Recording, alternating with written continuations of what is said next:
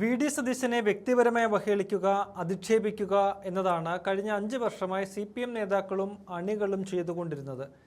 പ്രതിപക്ഷ നേതാവെന്ന നിലയിൽ രാഷ്ട്രീയമായി സതീശനെ എതിരിടാൻ പറ്റാതെ വന്നതോടെയാണ് ആക്രമണം വ്യക്തിപരമാക്കിയത്. പക്ഷേ ആ തന്ത്രം പാളിയത് നിയമസഭാ തെരഞ്ഞെടുപ്പിൽ നാം കണ്ടു.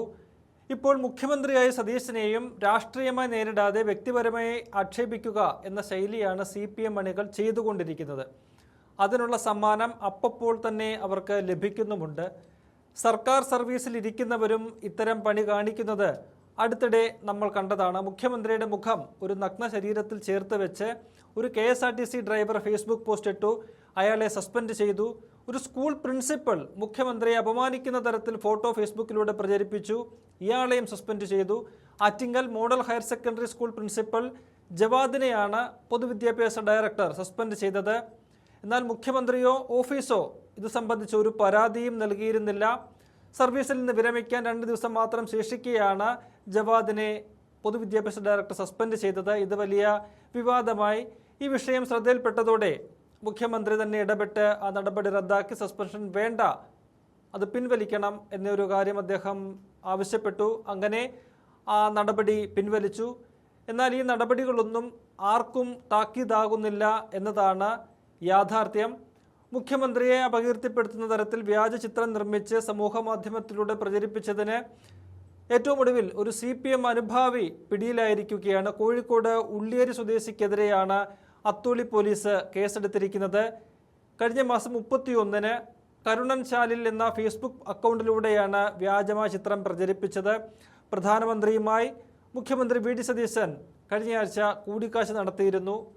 കേരളത്തിൻ്റെ ആവശ്യങ്ങൾ സംബന്ധിച്ച ചർച്ചകൾക്ക് വേണ്ടിയാണ് പ്രധാനമന്ത്രിയെ മുഖ്യമന്ത്രി കണ്ടത്.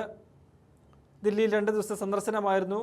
പ്രധാനമന്ത്രിയെ കൂടാതെ ധനമന്ത്രി നിർമ്മല സീതാരാമനൊപ്പം പിറ്റേ ദിവസം ആഭ്യന്തരമന്ത്രി അമിത്ഷാ ഉൾപ്പെടെയുള്ളവരെ മുഖ്യമന്ത്രി കണ്ട് കേരളത്തിൻ്റെ ആവശ്യങ്ങളൊക്കെ തന്നെ ധരിപ്പിച്ചു.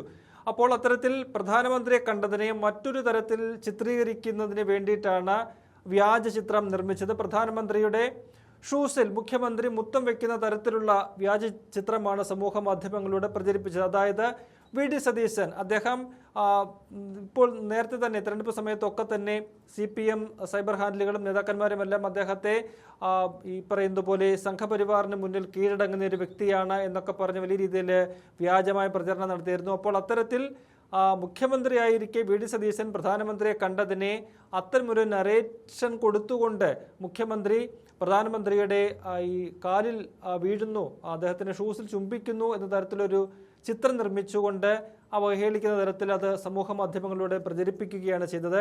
സംഭവം ശ്രദ്ധയിൽപ്പെട്ട യൂത്ത് കോൺഗ്രസ് ഉള്ളിയേരി മണ്ഡലം പ്രസിഡന്റ് ഷമീൻ പുളിക്കൂൻ ആണ് പോലീസിൽ പരാതി നൽകിയത്. കലാപം ഉണ്ടാക്കണമെന്ന ഉദ്ദേശത്തോടെ നിയമവിരുദ്ധമായ പ്രവൃത്തികളിലൂടെ പ്രകോപനം ഉണ്ടാക്കുന്നത് സംബന്ധിച്ച ഭാരതീയ ന്യായ സംഹിതയിലെ 192-ാം വകുപ്പ്, ഒപ്പം ആശയവിനിമയ മാർഗങ്ങളിലൂടെ വ്യക്തിഹത്യയോ അപകീർത്തിയോ ഉണ്ടാക്കുന്നതിനെതിരെ കേരള പോലീസ് ചട്ടത്തിലെ 120O വകുപ്പ് എന്നിവ ചുമത്തിയാണ് ഇപ്പോൾ പോലീസ് കേസെടുത്തിരിക്കുന്നത്. 3 വർഷം വരെ തടവ് ശിക്ഷ ലഭിക്കാവുന്ന കുറ്റങ്ങളാണ് ഈ ചുമത്തിയിരിക്കുന്നത്.